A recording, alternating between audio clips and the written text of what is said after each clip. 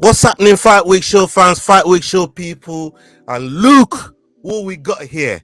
We got Brad Wharton from the Cage Warriors. How you doing, Brad? I'm doing very well, thank you, my friend. I've just had some nice chicken and peppers for dinner. I'm fueled up. I'm ready to go. This is good. This is huge for us, because one thing is for sure: you are the quintessential. You're the best that we got here on home soil in the UK, and the work that you've done for Cage Warriors over the years hasn't gone unnoticed, and thank you for all the good memories you've given us, during your career, while which is still going on, but all the good fantastic play-by-play commentary that you've given us. Thank you very much, man. I really appreciate the kind words. No. You. I mean, it's because of people like yourself, that some of the younger ones, even including my children, like when we watch UFC fight pass and watch some of the fights on Cage Warriors, they understand what's going on. They see and they understand what's going on because of your descriptive nature and how you present the game. And just want to thank you for that right off the back. That's awesome, man. I say this a lot. We're kind of, we're storytellers at the end of the day. Like, it's our jobs. We're like the custodians of mixed martial arts history. And 20 years down the line, when we're all gone and forgotten, that video will live on. The footage of those fights will live on, and hopefully new generations pick it up. So it's a big responsibility to voice that stuff, and I'm very privileged to have the opportunity to do so. Yeah, you're one of the very, very best guys out there. I just wanted to go back to where it all started for you. How did you manage to even get into all of this commentary stuff? Because the average guy, at least when I'm 44 now, the average guy in my time to do what you do, I had to go to uni, get a media degree, and get into journalism and get a PhD and masters. What was all that like for you? Is that the route you went, or was there an entirely different route? Well, I don't have a degree in journalism, but I was a professional journalist before I started commentating. I started off just blogging and going to UK events up and down the country, doing write-ups, doing before podcasts were invented, we called it internet radio.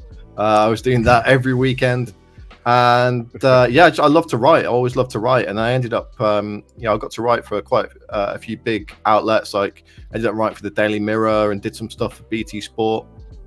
And in terms of commentary, I guess I got lucky, really, in that I had a friend of a friend who was doing his first ever MMA show. It was an amateur show up in the north of England.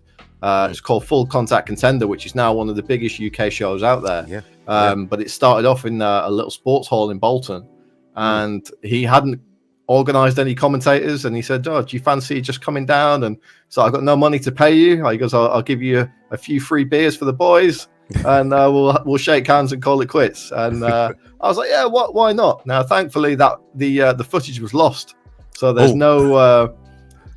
there's no footage of my first ever MMA commentary, which is probably a good thing, because I took advantage of the free beers, shall we say. But yeah, it was a bit of timing and a bit of good luck, and I ended up commentating for FCC for nearly 30 events. And from there, people just saw the commentary and saw the footage and was like, let's get this guy in. And I was lucky to get opportunities on a lot of shows up and down the country. And it's just hard work, really. You've got to be willing to travel up and down the UK, travel to Europe, and especially when you're starting, there's not really any money in it. It's definitely something that's a labor of love. You've got to work around the sport to get those opportunities. But the people who were starting in the sport when I was starting, there's not many of us left now, and there was a few of us, like guys like Ben Cartledge, Dave Leatherby, who are now UFC judges. We were all like journalists and bloggers together like 15 years ago. Wow. But you put the hard work in and you hang around for long enough, and eventually someone's going to give you a good job. That's how it worked for me anyway. I mean, it's one of those. You mentioned the labor of love, and it's almost one of the foundations of doing getting paid for something you love, because if you don't put that labor of love in, um you're never gonna get paid for something you really truly love doing. And it's part of what we're doing here as well, as a fight week, as a fight media, that puts voices in, give platforms to fighters that are just coming up and stuff like that. And in your experience, and with the work, the shoes that you've walked in, so to say, what would you say was the hardest thing for you to really hone in on what you do, on what as well as you do it today? But what was the hardest part for you? I think there's a couple of things really. I suppose the first thing is like the confidence. Like, there's a thing called imposter syndrome, and that's real. No matter how good you are at something, no matter how long you've done it, you will look at people who are better than you or have been around longer than you, and you think you don't belong.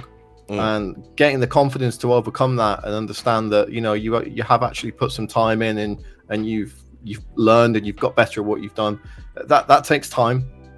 So that was certainly a big thing for me when I started out, and just getting your foot in the door, because especially back when I started, there weren't really that many shows about, and especially there weren't shows that could afford to pay a commentator to travel from a different end of the country or fly to a different country. There just weren't that many opportunities, and the people who were doing the commentary gigs at the time, they tended to be friends of promoters, so it was difficult to get your foot in the door, because you don't want to be disrespectful to someone and approach the company that they work for and say, oh, take a look at my videos, I'd love to commentate for your show, because it's such a small community, everyone knows each other, and you don't want to be the guy snaking behind someone's back kind of thing.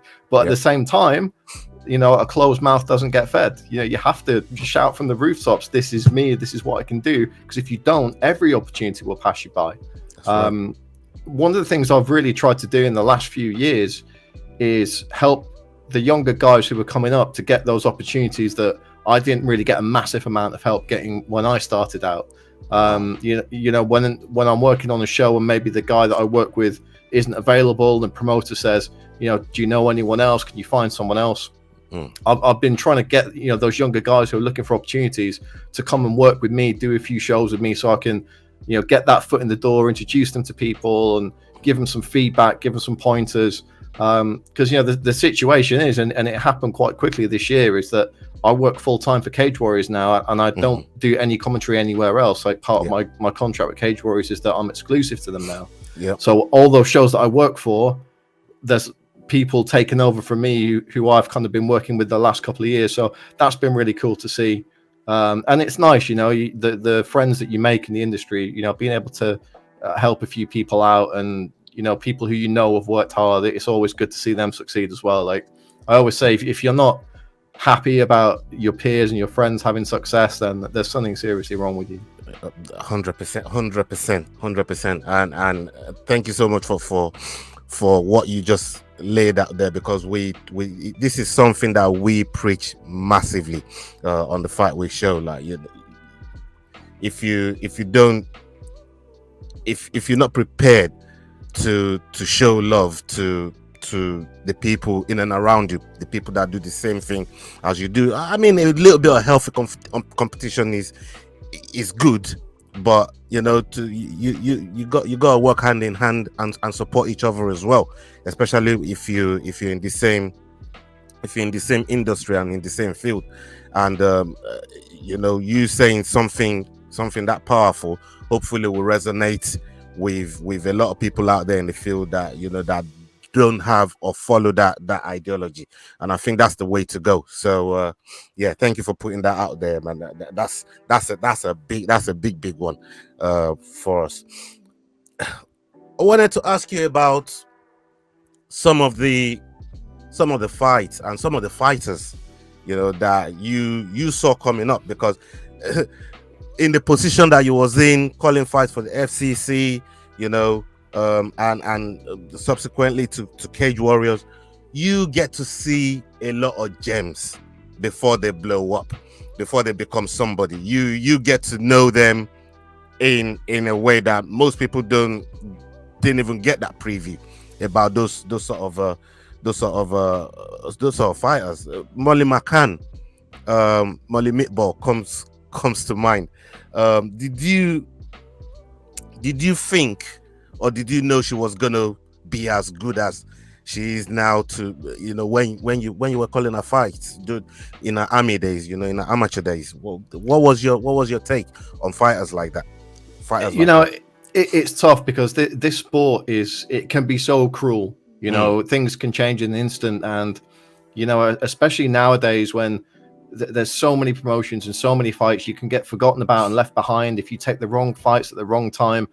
There's been so many really talented fighters who've had a bad run of form, and maybe the money's not been there, and they've had to walk away for financial reasons, or they just weren't getting the opportunities that they thought they were going to.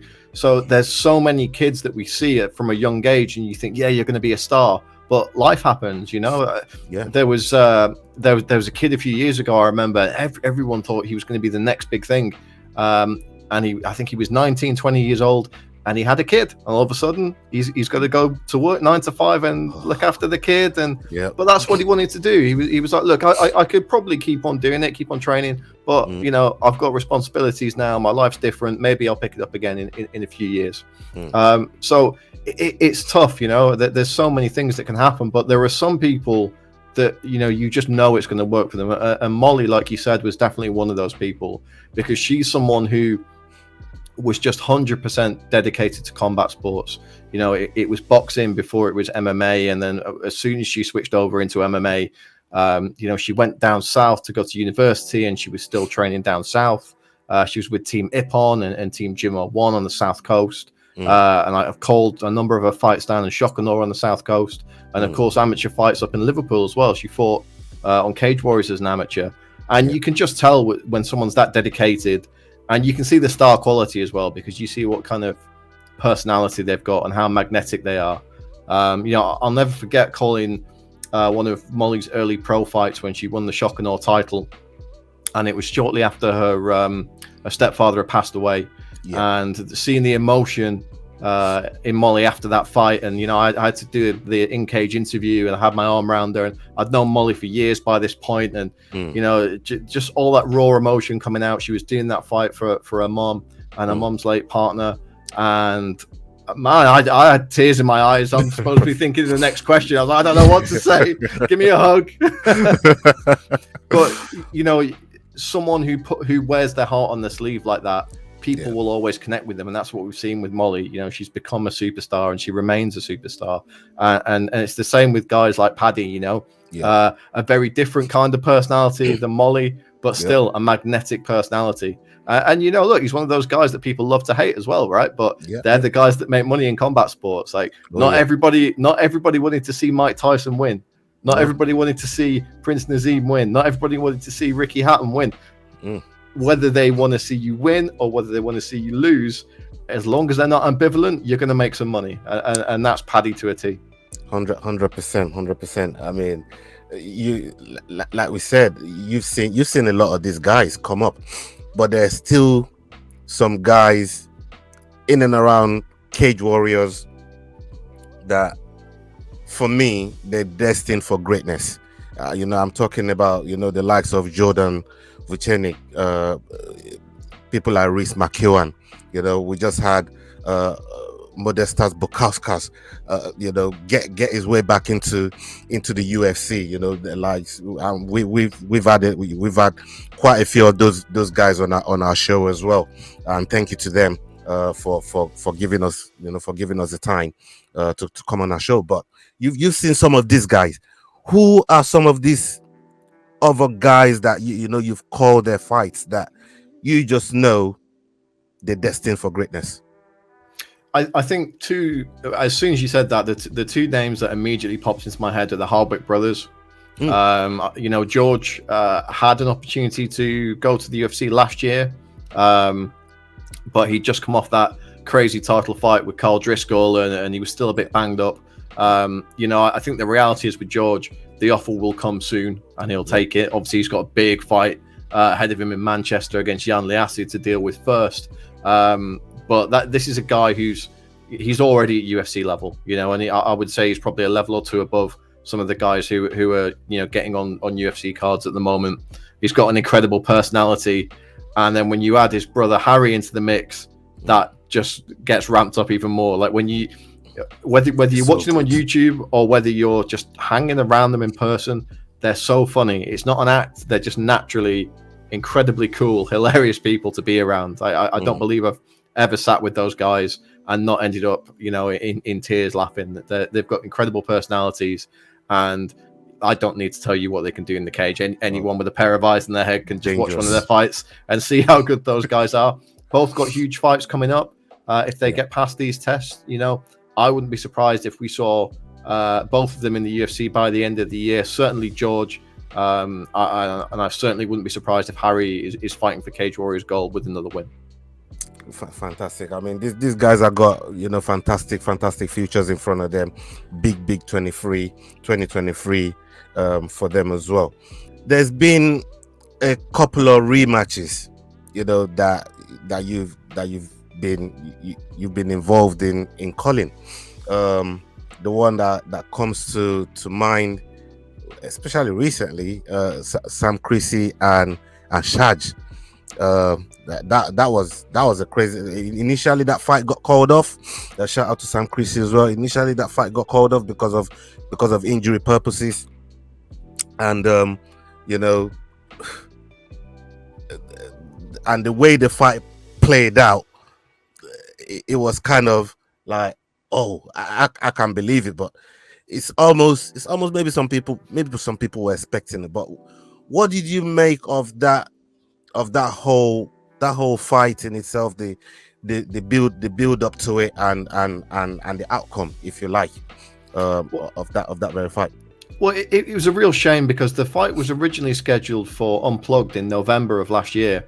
Right. And one of the reasons that it was scheduled as the main event of that show was that their original fight was on the very first Unplugged, which I believe was back in 2016, 2017 maybe, at the BT Sports Studio. So it was kind of like a rematch years in the making. And those guys have been on, incredibly different paths since that fight. Shaj, he'd fought in Cage Warriors again, but he'd gone off around Europe. He fought in Aries recently, and had a couple of fights in Eastern Europe, and was generally considered one of the top flyweights outside of the UFC at the time in Europe. And then Sam Creasey, what a career that he had since that original fight. He had 2 opportunities at the Cage Warriors title. Incredible human being as well, I must say. Oh, what a guy. Absolutely love him. His attitude, in and around fights, and the way he just gets back on the horse.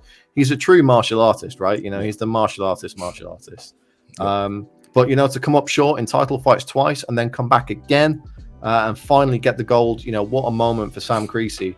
And the fight itself, absolutely insane. Shajat gets dropped multiple times, and you're thinking, well, the next one's going to stop him, or he's going to lose a wide margin on the judges' scorecards, and then bang, we're reminded why we love this sport so much. Because you can never say anything's a sure bet in this game, especially when you're dealing with 2 high-level guys like that who can both finish a fight in an instant from anywhere. For my money, I think it got overshadowed by some of the other knockouts and finishes that we had in Cage Warriors last year, just because we had some absolutely insane ones. But for my money, one of the best knockouts of the year, one of the best stories of the year, and one of the most exciting fights of the year. 100%, and that's why I picked. I mean, there's been some bloodbaths like the one Jordan was involved in. I mean, that was just insane. But like, for my money, like you said, that one there was like it was top of my list, and I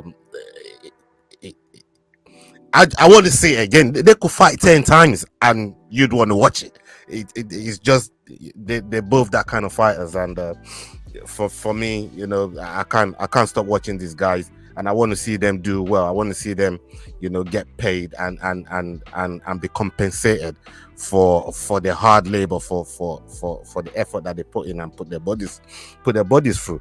And talking about that, just gonna shift gears a little bit, because I'm very, very conscious of the time, and I know you've been on a long journey, just come back home from Holland, so I'm gonna keep it short. Francis Ngannou leaving the UFC for the reasons that he did, which obviously we've heard this side of the story. Dana's side of the story is a whole. Dana says a lot of things, you know what I mean? But it was interesting to hear Francis's side of the story, and the things that he was advocating for fighters' rights. The little things like health insurance for the lower echelon of fighters on the roster, and fighter pay.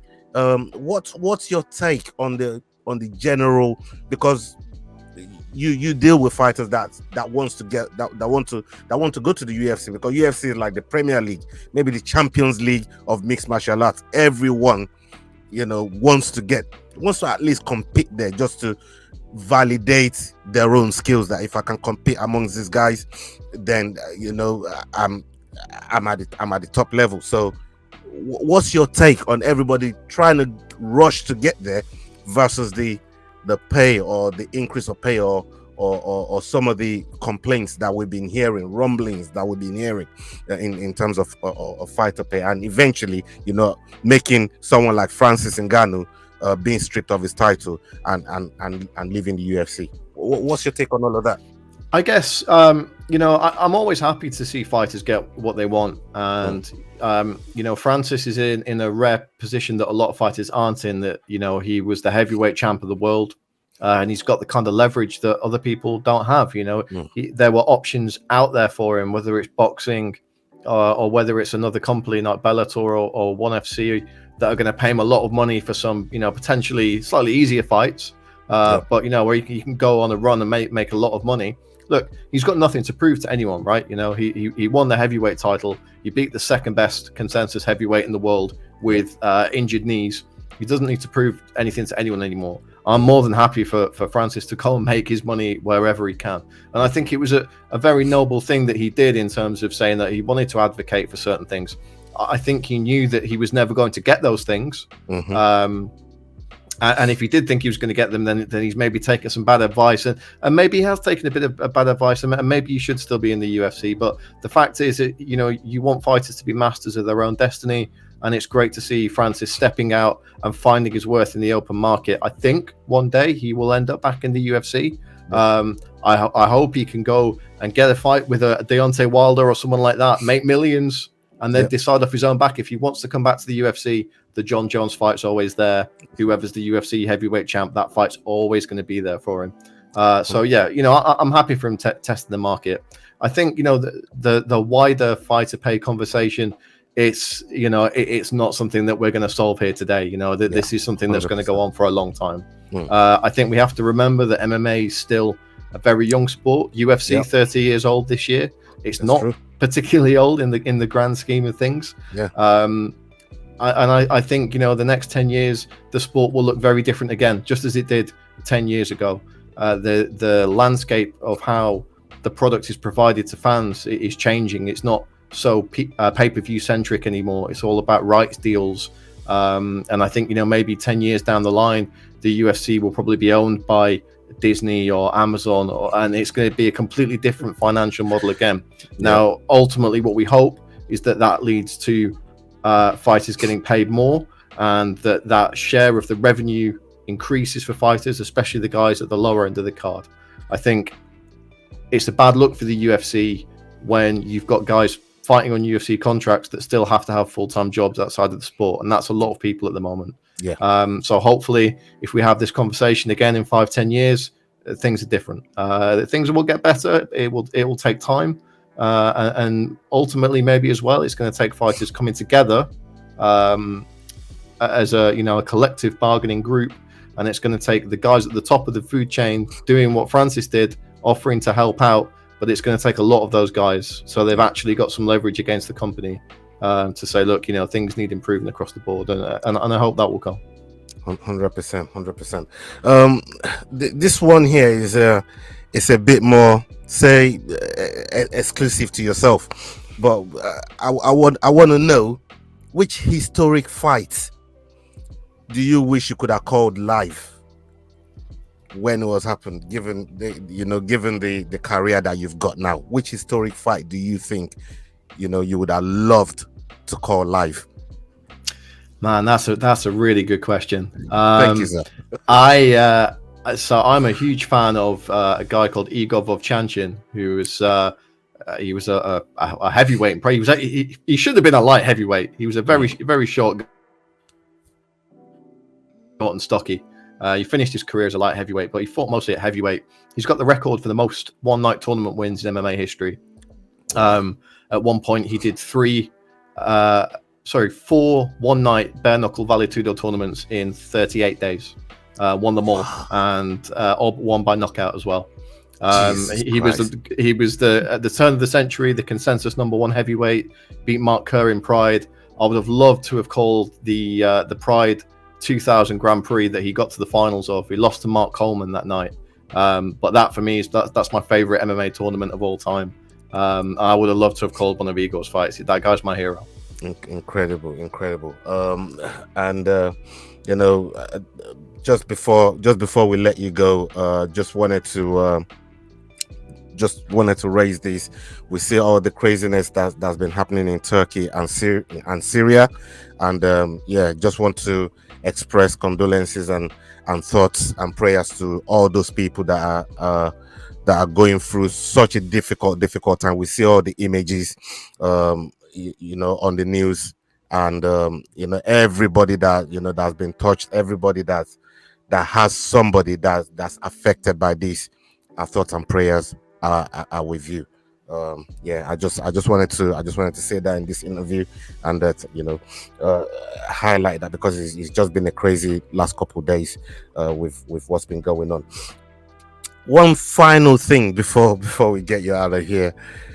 Your love for trainers is crazy. I mean, some of the trainers that I see on your socials, like how did it all come about? And like, not that I want people to come and rob your house or anything like that, but like, what's your most favorite sort of brand that you and say model that you like to rock? Because we know you got shitloads quality stuff, but please tell us. I'm a big fan of the Adidas forums, like the Forum 84. I was born in 84, so maybe that's the name to do it, but I've got a lot of different Adidas forums. Funnily enough, never had a pair of Nikes until last year in my entire life. That's crazy. And I now have about 10. So that happened pretty fast. But yeah, no, I like the Dunks. I think they're really comfy, and I just got some new Air Force Ones that are quite cool as well. But yeah, if someone said to me, "I'm taking all your shoes and I can leave you one pair," probably the Jeremy Scott forums. Wow, that's crazy, man. I mean, your collection is pretty vast, and I suspect it's going to keep growing.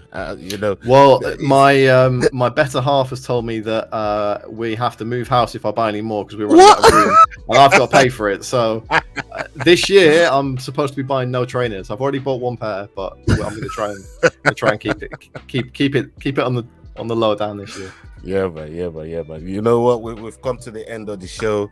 Thank you so much for your time. Thank you so much for gracing us with your presence. And maybe a few bits down the line, we can always bring you back on the show. And I want to give a big shout out to Jordan Wright, What's Odd MMA on Twitter. He connected us, and thank you, Jordan, for making it happen as well. You've been a superstar for us on this show, and I can't thank you enough for joining us today, Brad. I really thanks for having me, man. Really appreciate it. I've enjoyed the chat. Yeah, man. Thank you so much. And then, people, we've come to the end of the show, and up until next time, hasta la vista, people. We're out. Hey guys, this is John Anik from the UFC. You're watching the Fight Week Show. Please subscribe. Not now, but right now. Subscribe to the Fight Week Show. We'll see you guys on the road soon.